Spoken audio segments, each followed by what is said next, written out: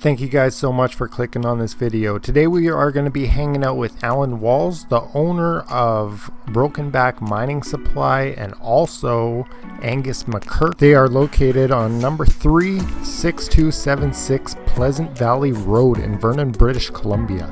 I highly recommend you guys go check them out if you guys are in the area. Great guy, great company, as you guys already know. Huge thank you to this guy as well. He's actually helped me through a ton when I first got started, when I was starting to buy claims and stuff like that. He always took the time to help me out, so thank you very much, Alan. If you guys like, you guys know what to do.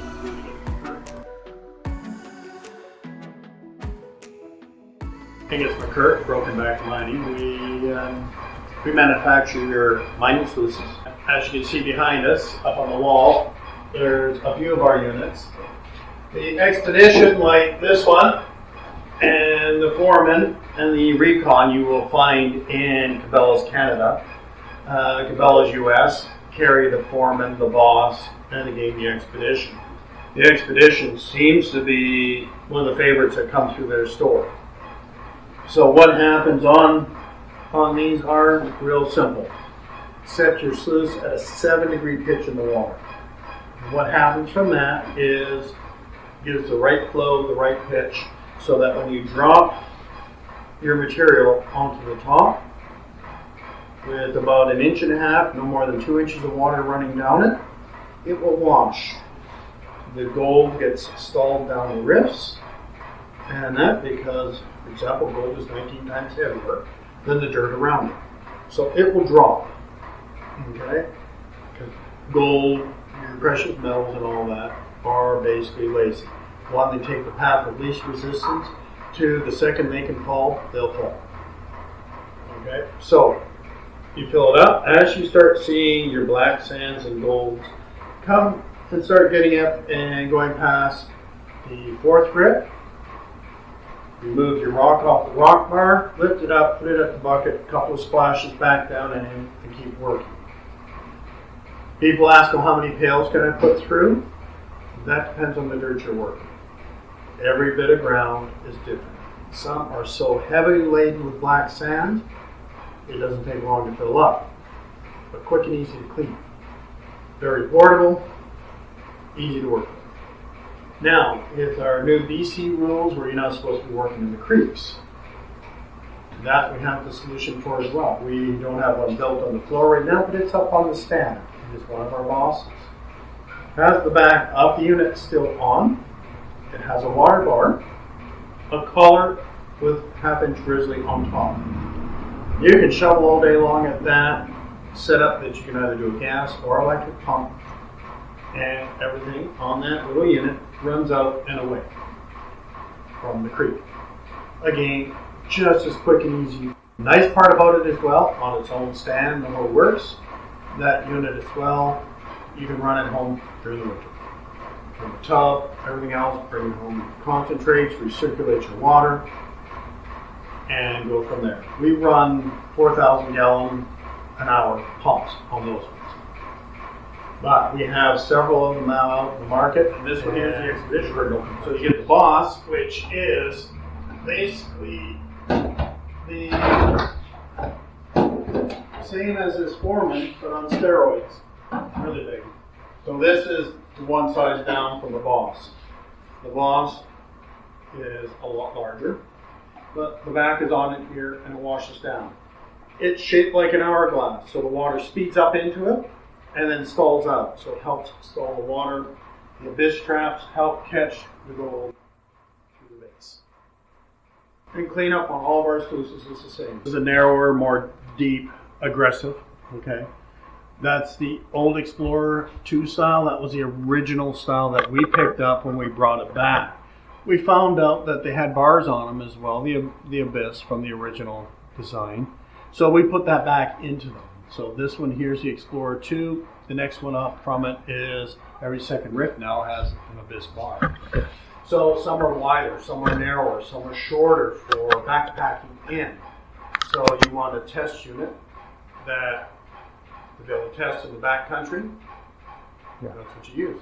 So this is basically our vacuum forming area where we put our sheets in. As you can see, there's a form up on there. That's actually the foreman, that one of the ones you saw up in front. The forms themselves basically are, we build them, we set it all up.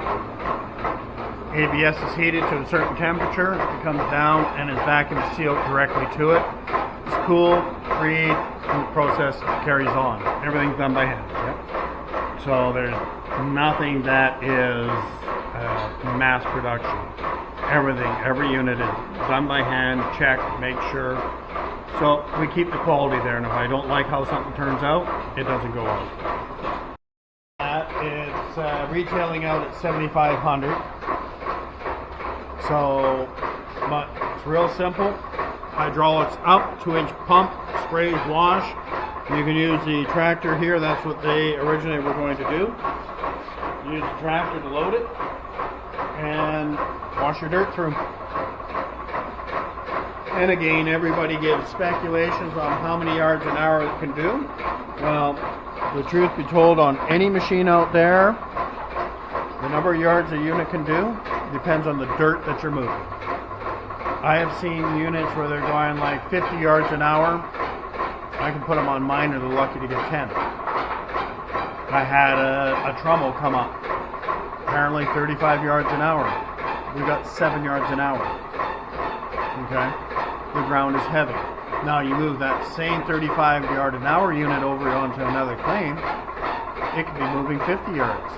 It depends on how much and how dense the material is that you're working with. The more rock it is versus sands and black sands and all that, the heavier the sands and black sands, the more you're going to labor these down. And it's not a speed game if you want to pull everything out. Okay? It's a quality movement. So again, if you know you got heavy ground, you don't want machines that are going to cost you a fortune per hour to run when you're going to be dogging them back. You want machines that can handle that. They may be lower on volume, but they don't cost you a fortune to put in. So why spend $500,000 when you can spend $20,000? And it's got a rock box, a grizzly built in, a nugget trap. So it's a good unit. Well made, all steel, all Canadian. I know it's the camera to pick it up.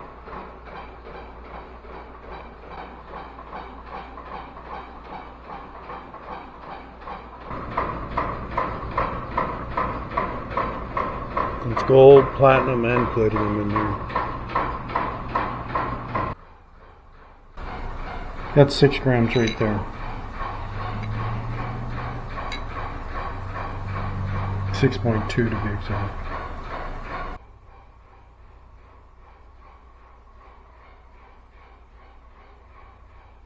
A bunch of flour and flake in here, and then a little bit heavier flake up in here. You know, push everyone up to the wall and start playing with it and knock it back. It's the tedious part, which most people don't take time and patience to get it, and yet the higher amount of gold actually out there is in micros and flour and flake. Some of the biggest mines out there, that's exactly all they're pulling out, and most people don't realize. They're looking and thinking, well, it's all great big, and it's not. It's micro. And so they're chemically extracting it. You know, to set up to do that kind of work, it's not cheap. There's an add up of this kind of stuff. It's all micro golds in there. You see the fine dust in the bottom of that. Mm-hmm. So fine that when it's in the pan by itself, you won't see it. Okay, you literally got to blow it up into a pile, and all of a sudden it builds up. Well, it adds up that there's close, when you dry that, there will be close to half an ounce there, or a couple of grams. I mean, it fills basically to about here, and then when you actually work it and into a bead, it'll come out to close to the size of those. Oh, wow. And there's still more of that product that we're extracting, that's why it's not done. You know, and you get other ones, you know, it's all, again, gold dust in there.